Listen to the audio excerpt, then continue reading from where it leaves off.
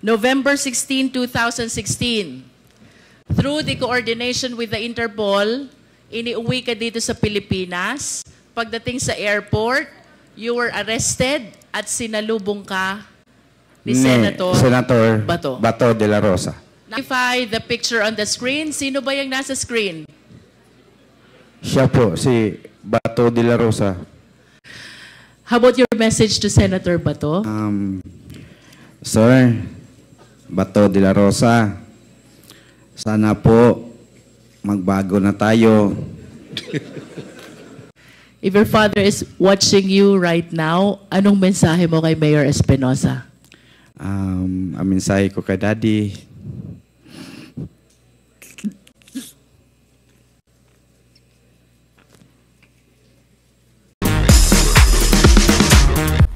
Congresswoman Luisto, you're now recognized. Please proceed.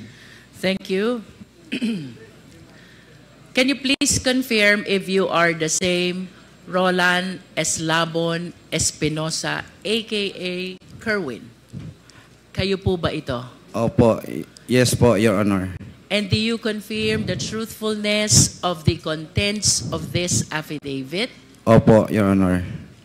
Hindi po ba kayo tinakot, binayaran, pinakiusapan, pinangakuan para gawin ang salaysay na ito? Wala pong nangyari na ganyan, kundi ako mismo nagpatulong sa abogado ko na magpunta dito sa mga congressman para nagbaka sakali ako na makamit na ang mga nabiktima ng EJK sa nakaraang administrasyon.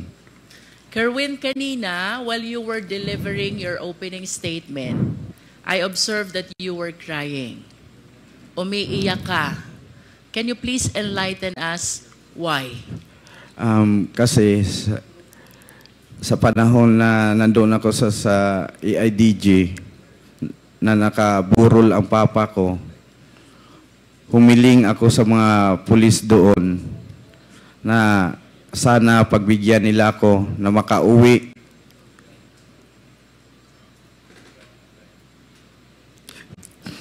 Na makadalaw man lang at makita ang papa ko na nakaburol sa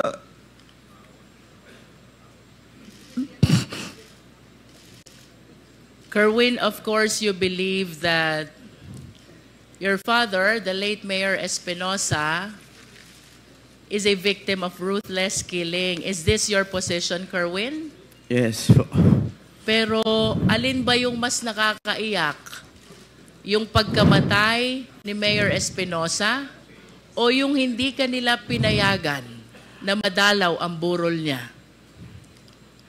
Pareho po yung dalawa na hindi ako pinayagan na makauwi sa lugar namin para makita sa kahuli-hulihan na panahon ang daddy ko. Kerwin, prior to the death of Mayor Espinosa on November 5, 2016, he was the mayor of Albuera, Leyte. You confirm? Yes po. Pang ilang taon po ba niya na mayor ng Albuera during that time? First time pa po niya na maging mayor po ng Albuera, Leyte. So 2016 is supposed to be his first term as mayor? Yes po. Ano po ang ginagawa ni Mayor Espinosa bago siya naging mayor noong 2016? Ang mga ginagawa po niya ay tumutulong sa mga tao doon sa lugar namin o sa lungsod ng Albuera. Ng mga kunting mamigay siya ng mga bigas, yung may mga problema kahit personal, yung mga asawa, ayusin niya. At madali siyang lapitan ng mga tao doon. Kaya binoto siya na maging mayor. Pwede mo ba kaming kwentuhan, Kerwin? Ano ang pagkatao ni Mayor Espinosa as he is known by the people of Albuera, Leyte? Yung papa ko po, mabait. Mabait na tao. Mahirap na kung elaborate ko pa kung anong klaseng tao siya. So siguro sa nakita kong kakayahan ng Quadcom o sa mga congressmen, pwede naman sila magpadala ng tao doon sa lugar namin at itanong kung anong klase o anong unsay pagkatao sa akong papa. Lisod, mahirap kasi na ako magsalita na ganito kasi sarili ko yon, ama. Mas mabuti na malaman nyo based doon sa mga tao sa Albuera. I understand, Kerwin. You also stated in your sinumpaang salaysay, habang nasa Malaysia ka, papuntang Abu Dhabi, you learned that the late Mayor Espinosa is included in the narco list. Oh, yun po. Nalaman ko na lang na nasali siya sa listahan ng presidente na narco list. Paano at kanino nyo po nalaman na kasama pa lang inyong ama sa narco list? Sa panahon na yon, may kaibigan ako na si Buntuyan, taga Cebu. Si IDG din yun, si Sir Delpin Buntuyan. Siya ang nagsabi sa akin na amigo, ang imong papa na apil sa narcolis ni Presidente. Was there ever a time, Kerwin, that you validated or you verified the truthfulness of the fact that your father is included in the narco list? Na ano ko na yun, na positive na talaga, na naniwala ko. Kasi sa TV at sinabi ni Pangulong Duterte na kasama ang papa ko sa listahan ng mga narcolis. You are saying, Kerwin, that Mayor Espinosa is one of those named by President Duterte as included in the narco list. Is that your statement, Kerwin? Yes po. And that is the reason why you conclude already that indeed your father is among those in the narco list. Yes, Tama ba? yes po. There are three important statements you made in your sinumpaang salaysay which really captured my attention. First, Kerwin, is the raid which happened in the house of your late father in August 2016. You mentioned in your affidavit that the guns, the explosives, and the drugs were all planted, and you were certain because prior to the raid, there were women who cleaned up the entire house. Yes. Because they are apprehensive already that any time there will be a raid in the house. Yes po. Bago nangyari ang raid, yung mga women supporter ng daddy ko nandoon sa bahay. Kasi yung daddy ko doon na tumira sa munisipyo. Nagbabantay ang mga women supporter ni daddy sa bahay namin, ancestral house. Habang nandoon sila, lininisan nila yung bahay ni daddy. Yung sinabi, nandoon daw sa nakita sa cabinet, sila mismo nagtaka kung paano nakita na merong mga illegal na bagay doon sa cabinet. Samantalang ang dami nilang naglinis na wala silang nakitang droga. Can you please confirm for the record, Kerwin, ano ang mga nakuha ng PNP operatives during the raid of August 2016 in the place of residence of the late mayor? Sabi daw nila, based on sa ilang report, nakakuha sila kanog 11 kilos nga shabu didto sa ilalim ng cabinet, at mga mga baril doon daw sa loob ng bahay ni mayor, at may mga pampasabog doon din nakuha sa loob ng bahay ni Mayor. Kung isipin natin, 11 kilos, hindi kaya yun nakita sa mga naglinis na mga women's, ang dami nun. At ang mga baril, at ang mga bomba. Ilagay kaya yun ni Mayor sa loob ng bahay na mga sumasabog na mga bagay at mga mahabang baril. Yun ang sabi nila na nakita daw nila doon sa loob. Pero walang kahit isa na taga-Albuera na maniwala sa kanila sa report nila na may nakuha doon. Kasi ang nagbantay sa bahay ni Mayor, yung ancestral house namin, nasa 70 ka mga babae nandoon sa bahay. Binantayan talaga ang bahay namin. Inano sila ni Joby na magkaroon ng raid, kaya tumakbo na sila. Natakot. So you deny, Kerwin, the legitimacy of the raid or the operation that was conducted by the police operatives on August 2016? Opo. And can you please state for the record, sino po ba ang namuno?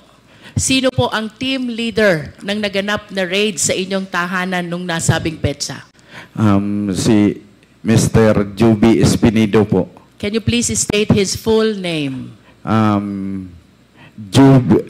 Police Colonel Joby Espinido. Mr. Chair, may we know if we have Colonel Espinido here?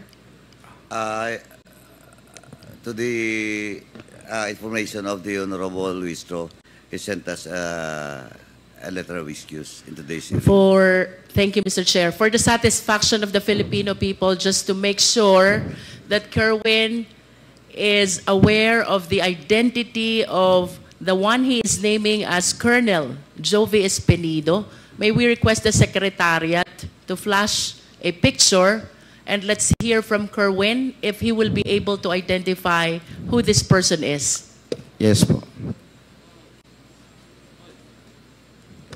Secretariat, please.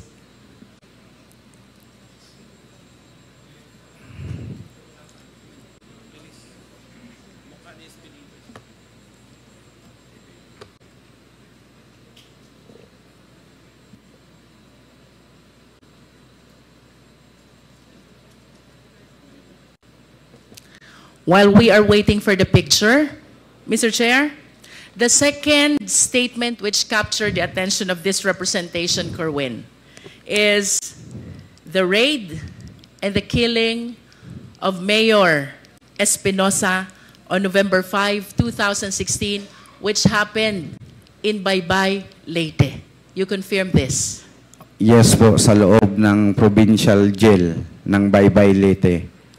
But of course, you have to understand as well that similar to the raid that happened in your house, this incident, the killing and raid against Mayor Espinosa, happened while you were in Abu Dhabi. Tama ba yun? Opo, wala po ako dito sa bansa. In Nasa other bakasyon words, ako. you are relying only to your sources with regards to this story surrounding the raid and the killing of Mayor Espinosa in Baybay, Leyte. Yes po.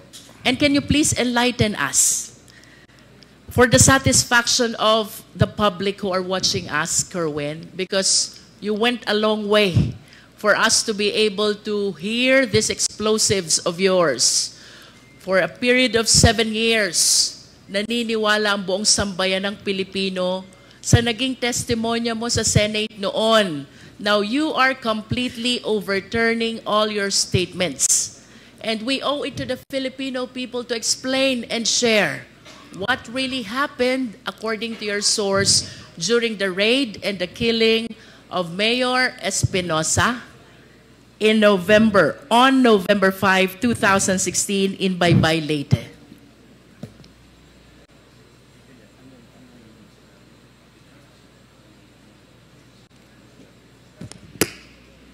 Mas gusto ba niya Tagalog? Parang masarap siya sa Tagalog. Your Honor, pwede pong ulitin yung question Kayo niyo po ba, Kerwin, ay mas komportable sa English or sa Filipino? Mas sa Pilipino na lang tayo. Filipino. Para Kerwin, maintindihan.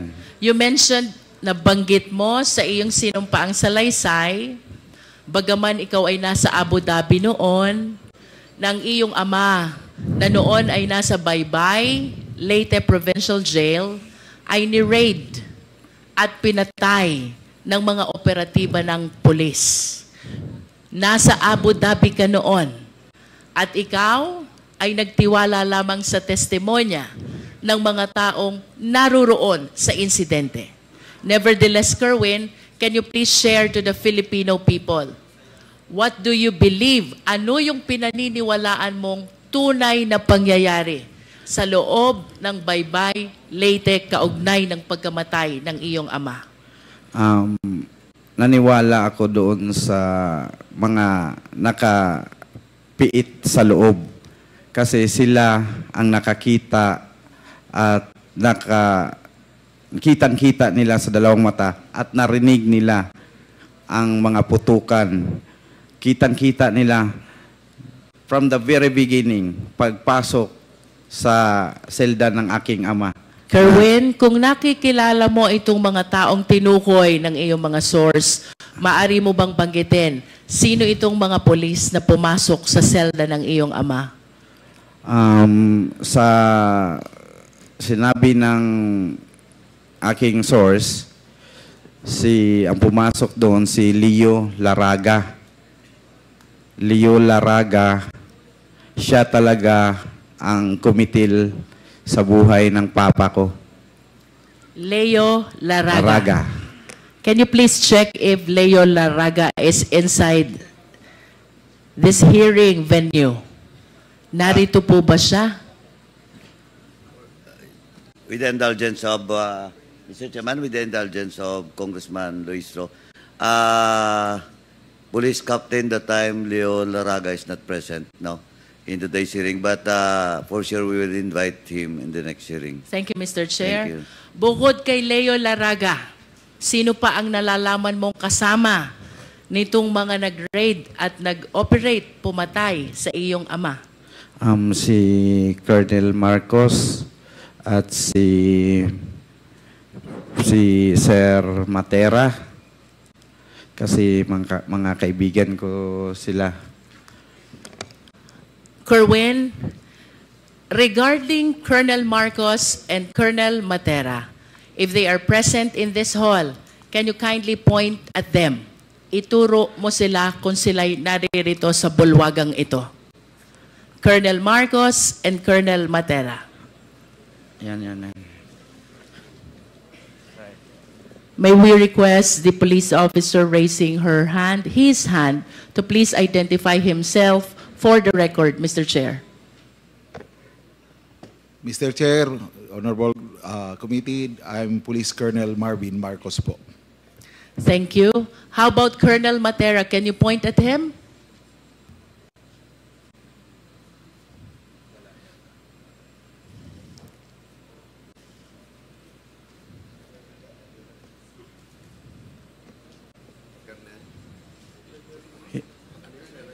Hindi, wala dito. Hindi ko nakita. It's okay, Kerwin, if Colonel Matera is not present in the hall. Okay lang yun.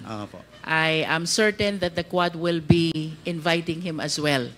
Kerwin, bukod sa mga nabanggit mong pangalan, meron ka pa bang kayang tukuyin na kasamang pumasok, nag-raid at pumatay ayon sa'yo at sa mga sources mo kay Mayor Espinosa? Ang sinabi sa akin, yung kumitil lang ng talaga sa papa ko. Na kasi humihingi ng ng papa ko, nagsasalita siya na, "Wag po, sir. Wag po niyo akong patayin." Who were present? Sinong nakasaksi dun sa sinasabi mong pagpaslang sa iyong ama? Mga detainee po. Can you please name these detainees who were able to witness that incident?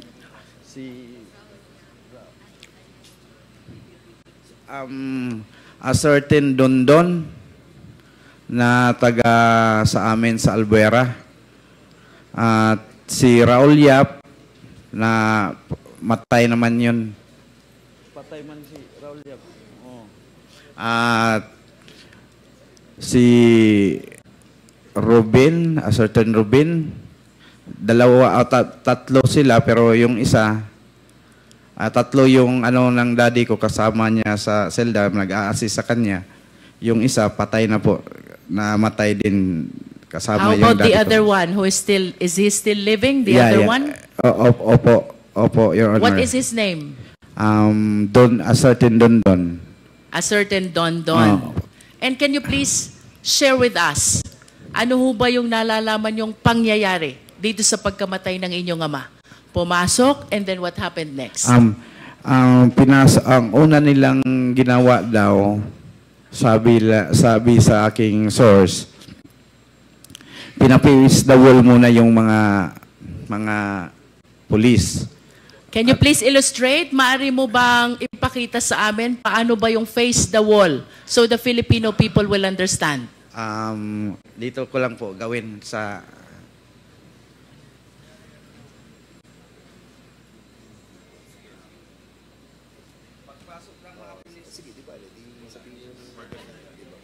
Pagpasok ng mga pulis, ang ginawa, pinusukan sila ng baril at dinisarmahan ang mga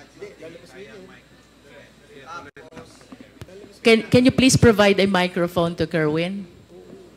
Baka abot yung nakay Comsec.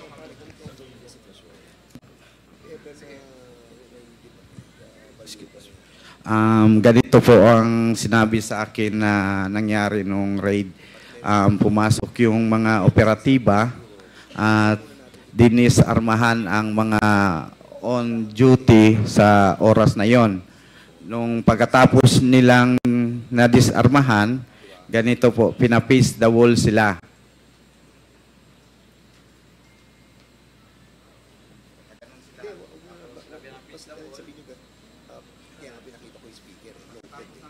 Sino yung sila na tinutukoy mo na pina-face the wall?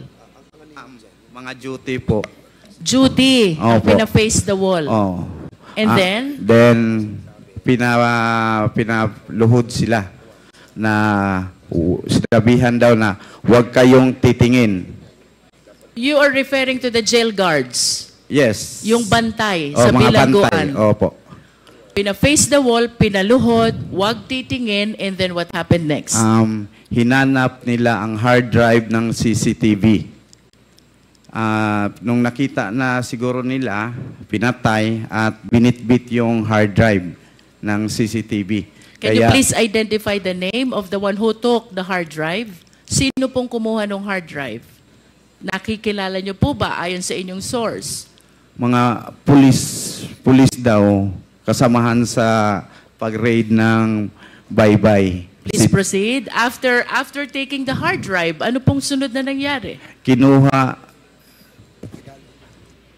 Kinuha yung susi sa selda. Tapos binuksan, dumiretso na pagpasok sa may pintuan pa yun bago yung selda ng papa ko. Parang main door siguro ng compound. Binuksan, tapos diretso na doon, papunta sa selda ng papa ko. Tapos yung selda ng papa ko, may kadina at padlock. Binuksan rin, kinuha yung susi noon, binuksan, tapos ang sabi, walang salitang sinabi, kundi ang papa ko lang ang narinig na nagsasalita. Sir, wag niyo akong patayin. Diretso, putok na pumpung. Tapos, yung katiwala niya, gustong yumakap sa kanya, na itry i-save siya, binaril din. Sino itong katiwalang Raul Yap. Raul Yap. Opo. Anong ginawa nitong pangatlo na kasama pa? Nakalublob sa ilalim ng tarima. Ano yung tarima? Yung higaan po, Your Honor. Nalalaman mo ba kung ilan ang naging tama ni Mayor Espinosa?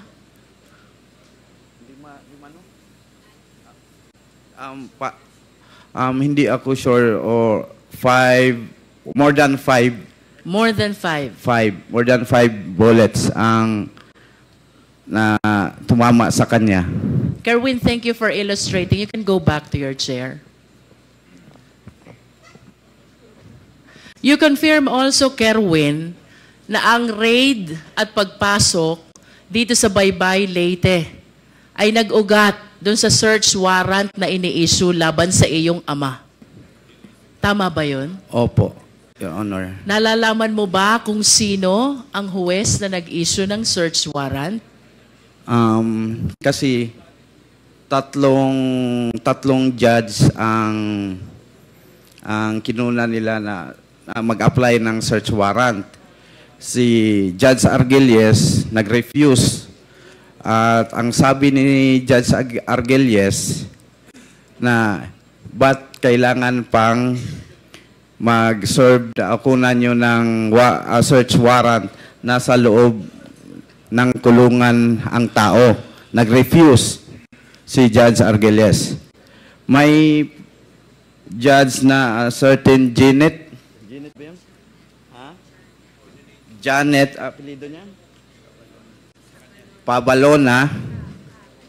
Cabalona. Saan yun? Doon sa Samar, yun ang nag-issue ng search warrant. Sa pagkakaalam ko, yung si Janet Cabalona ay parang relatives ng asawa ni Sir Laraga. Pwede, Mr. Chair, pwede magtanong? Sige. After perhaps we conclude the interpellation, Mr. Chair. Pagkatapos ni Congresswoman Jinky, bago tayo pumunta sa susunod na magtatanong, tsaka mo sabihin yan. Okay po. Mr. Chair, our resource speaker mentioned already the names of the judges. Some refused to issue the search warrant, while there is one who indeed issued the search warrant. I just wish to manifest, Mr. Chair, that it is very unlikely in the practice of law that a search warrant is being issued to search a confined place, much more a detention facility. That is for the record, Mr. Chair. Kerwin, I'm leading to my third question. November 16, 2016, through the coordination with the Interpol, iniuwi ka dito sa Pilipinas. Pagdating sa airport, you were arrested at sinalubong ka ni Senator Bato de la Rosa. Nakikilala mo ba si Senator Bato? Siyempre. Bakit mo siya kilala? Matapang yun. Puro barilan-barilan ang hahamon sa TV ng draw sa mga illegalista. What else do you know about Senator Bato? Bago pa siya naging senador, nasan ba si Senator Bato? Chief PNP yun po, Your Honor. Chief PNP. Ano? Okay, can you please identify the picture on the screen? Sino ba yung nasa screen? Siya po, si Bato de la Rosa. During that time, ano bang assignment ni Senator Bato during that time? Yang kwento mong insidente. Nasaan siya noon? Siya ang Chief PNP. Yes. You stated in your sinumpaang salaysay na may sinabi sa'yo. Opo. Ang noon ay PNP Chief Bato. Opo. Na kailangan mong gawin kapalit ng iyong pagkakataon na mabuhay. Opo. Do you confirm this? Yes po. Can you please tell us, anong sinabi sa'yo ni Senator Bato? Sinabi niya sa akin, sumunod ka sa plano. Kung sumunod ka kung sino ang babanggitin mo para maligtas ang buhay mo. Kung ayaw mong sumunod, ikaw na ang susunod sa tatay mo or isa sa membro ng pamilya nyo may mangyari na masama. You mentioned about plano. Can you tell us ano ba yung planong tinutukoy? May mga pangalan na pinid sa akin, sinubo, at babanggitin ko sa aking testimonya o sa aking salaysay sa Senado. At maaari mo bang sabihin, sino ba itong mga taong ito at anong gustong ipabanggit sa'yo nang noon ay PNP chief ba to? Peter Lim, supplier daw ng shabu, pero nandyan lang, hindi na huli-huli. Tapos si Senator De Lima, protector daw sa mga shabu, mga nagtitinda ng shabu sa loob ng Bilibid. Protector daw si Ma'am Laila. At yung iba pa, si Lovely Impal, si Jiraham, si Peter Ko, ganon. In Sila other po. words, Kerwin, ang gusto ni PNP chief ay banggitin mo itong mga pangalan na ito na may kaugnayan sa illegal drug operation. Tama ba yun? Opo. At ito ba'y sinunod mo, Kerwin? Talagang sinunod ko po kasi... Bakit mo to sinunod? Of course, alam mong mali ito. Oo. Diba? Bakit mo sinunod ang utos ng nonay PNP chief ba to? Kung siguro kayo, kung kahit sino naman sa atin na mga tao dito, nandito sa loob ng Quadcom, talagang susunod dahil kapalit na yon ng buhay mo. At lalo na pag may mga anak ka pang maliit na sabihin na susunod ka na sa papa mo kung hindi ka sumunod sa aming plano. Mr. Chair, I wish to make a manifestation that with respect to the raid of the house of the late Mayor Espinosa, which happened in August 2016, our resource speaker, sadly speaking, has no personal knowledge.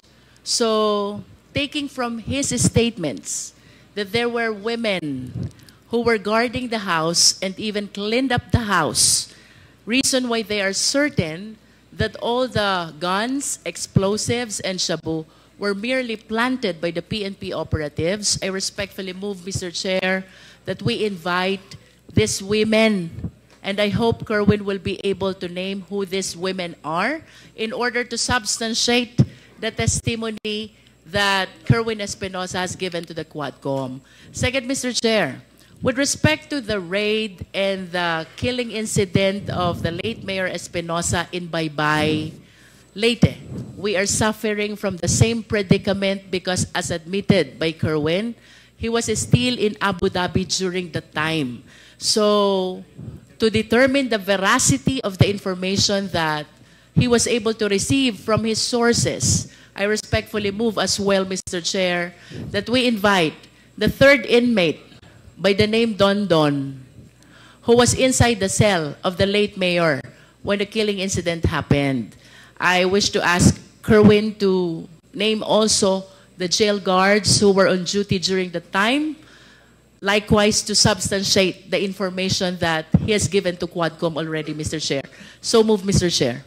Okay, before I rule on the motion, tanungin ko lang muna si Mr. Espinosa.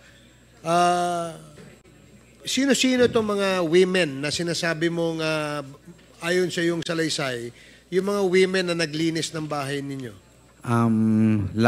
Landa, asawa ng barangay captain namin sa aming barangay. Ano lang yung full name nila kaya para ma-record Landa Sumalhag. Okay. Sumalhag. Okay.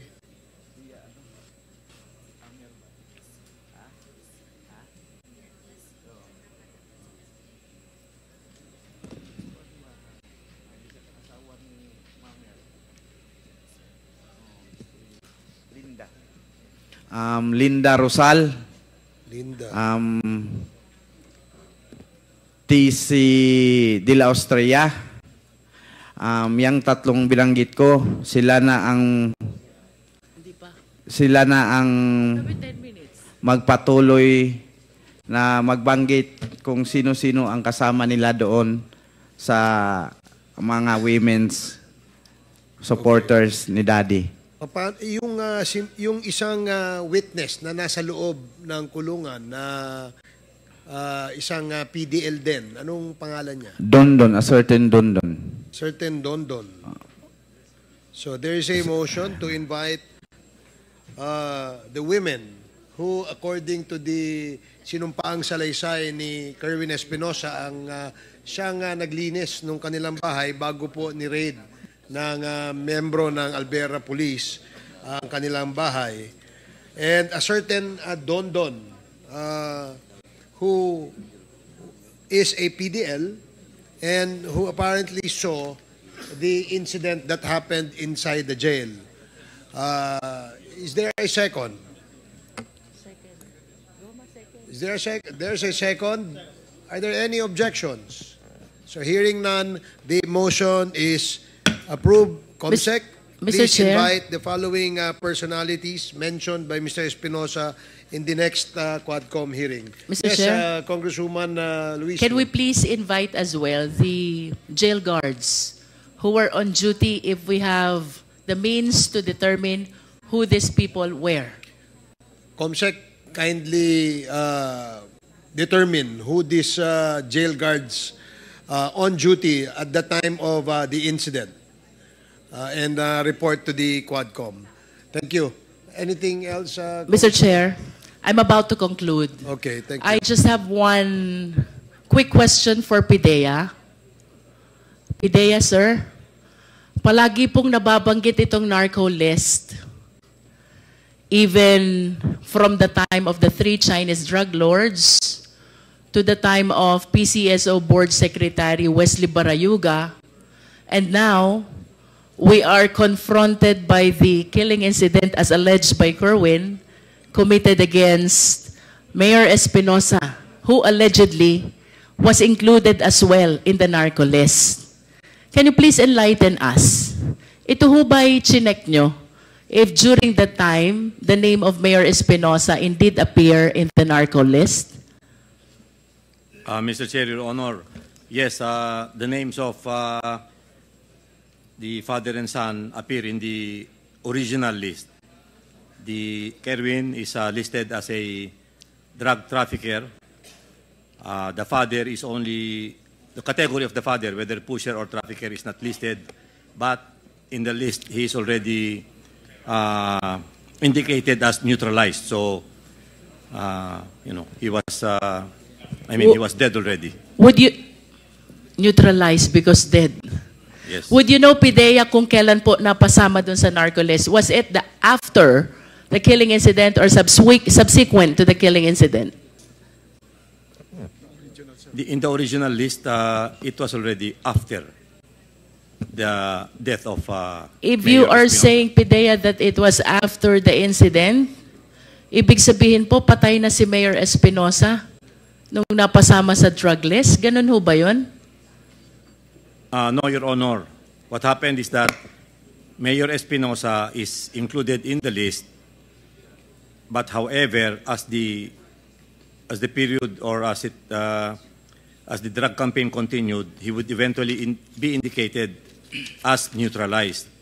So we could not ascertain whether he was a drug pusher, drug user, or whatever was his participation, Your Honor. Mr. Chair, I wish to manifest this drug list, the narco list, is indeed very controversial. As a matter of fact, as we go along our investigation, I've been asking our resource speaker, whether during the hearing or off the hearing, as to the origin, the people who validated, the veracity, and no one can indeed vouch as to the genuineness of the names which were included in the list. So I just want to raise this concern that being included in the list would would really compromise not only the safety but the entire life of the people who are in this list. So I hope we can come up with something, validate, and come up with the true personalities who must be included in the narco list, Mr. Chair.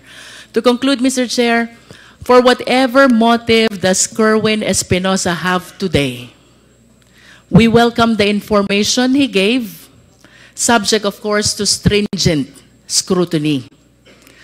While recantation of testimony, samantalang ang pagbawi ng testimonya is frowned upon by the court.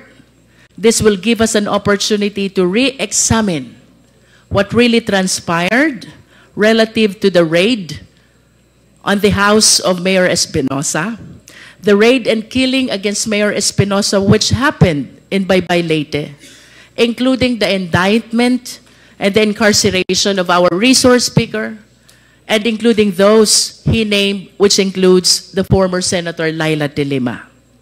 It is clear, Mr. Chair, that the government continued the fight against illegal drugs, as it is indeed a menace to the Philippine society. But let us all be reminded, in a civil society like ours, we need to observe the rule of law. No less than the Philippine Constitution provides, Section 1, Article 3, no person shall be deprived of life, liberty, and property without due process of law. What happened to Kerwin and his father, if indeed true, is a complete violation of this constitutional guarantee.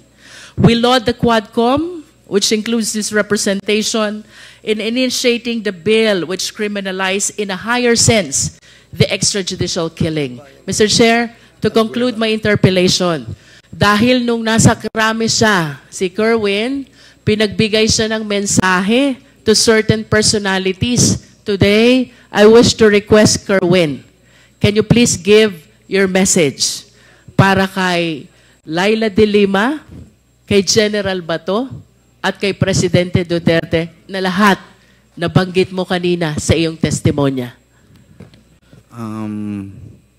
Una sa lahat, humihingi ako ng kung ma'am, kung nagsubaybay ka ngayon sa hearing dito sa Quadcom, patawarin niyo po ako na nadala sa o na uto-uto sa panahon na yon na idamay ka po na walang katotohanan naman, at ang picture na yon, nagkataon lang na pumasyal ang pamilya ko sa baybay at nagkita tayo at nagpa-picture ako. Yun ang ginawa nilang ebidensya. Ma'am, taos ko sa kaloob-looban from my heart, I ask, sorry talaga po, ma'am. At kung ano mang plano mo sa ginawa kong pagbuhat-buhat o sala o kalambigitan sa droga o unsay imong buhaton, andam ko mo dawat, ma'am. Pero ang ako alang ihangyo, mangayo ko nimo pasaylo sa akong gibuhat. Kay na-pressure ragyod ko, ma'am. Naluoy ko sa akong mga anak, ngagagmay pa kayo atong panahon na. Patay na akong papa, o ako mamatay, mag-unsa na lang akong mga anak, maong gibuhat na ko, nga buhat-buhatan ka o magtumo-tumo o istorya kabahin sa kalambigitan sa droga. Once again, sorry kayo, ma'am. Handa po akong harapin kung ano ang plano mo sa akin po. Mr. Chair, can we please have a translation of what he said? The last that I know, I'm the chair of the committee, but now I can become the translator and the interpreter. Ang sabi po ni Kerwin Espinosa, siya ho ay humihingi ng kapatawaran kay Senator Laila De Lima sa kanyang ginawang mga statement implicating her sa usapin tungkol sa droga at gumawa ng kwento, no? Gumawa sila ng kwento para masama dun sa kwento, sa narrative ng pagkaka-involved ni Senator De Lima sa usapin sa droga.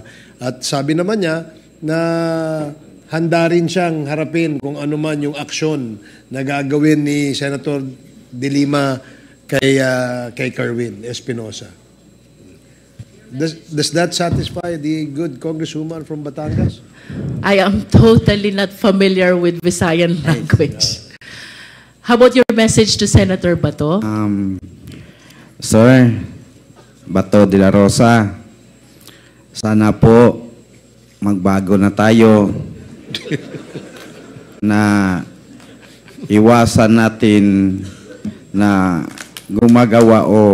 gumagawa lang ng senaryo dahil sa politika na masira ang isang tao kasi hindi kalyado natin. Iwasan na po natin at wag na natin gawin na pilitin na gumawa ng kwento para lang ma-pin down ang isang tao. Yun lang po ang mabigay ko kay Senator De La Rosa na mensahe. At sa ating Pangulo noon ang ano ko lang kasi pinagbigyan ako na makapagbigay ng mensahe. Mr. Duterte, sana po i-validate niyo po bawat report na marinig mo sa iyong paligid na ganito, ganyan, si Fulano. I-validate nyo ng maigi para walang taong masaktan. Lalo na ngayon na tumakbo ka ng mayor, huwag kang magpasulsul sa mga nakapaligid sa iyo. Yun lang po. Last, Mr. Chair, I understand that your family went through a lot because of this incident. If your father is watching you right now, anong mensahe mo kay Mayor Espinosa? Ang mensahe ko kay Daddy,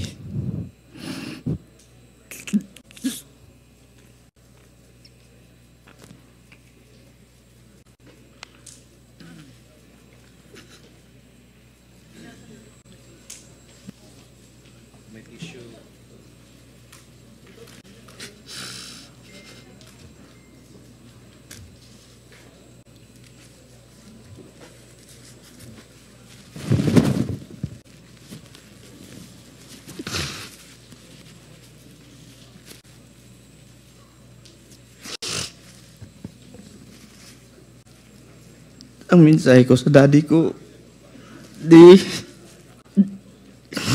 kung saan ka man naroon, huwag mo kaming pabayaan, i-guide mo kami hanggat makuha ang hustisya ng iyong pagkamatay.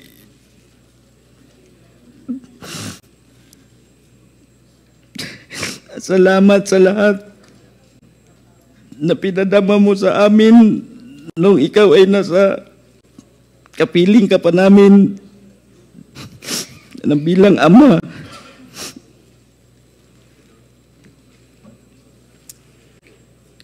Basta di lahat gagawin namin ng mga anak mo na makamit ang hustisya ng iyong pagkamatay.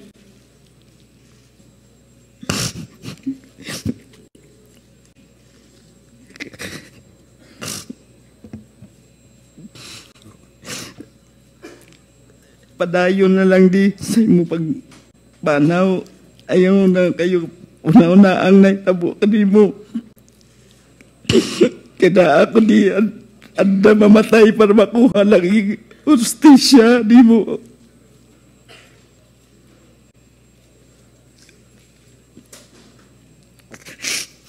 Bisan tuod sa pagkamatay, wala na tanang kita. Antod karon, I love you. Okay, sige. Maraming salamat, Kerwin.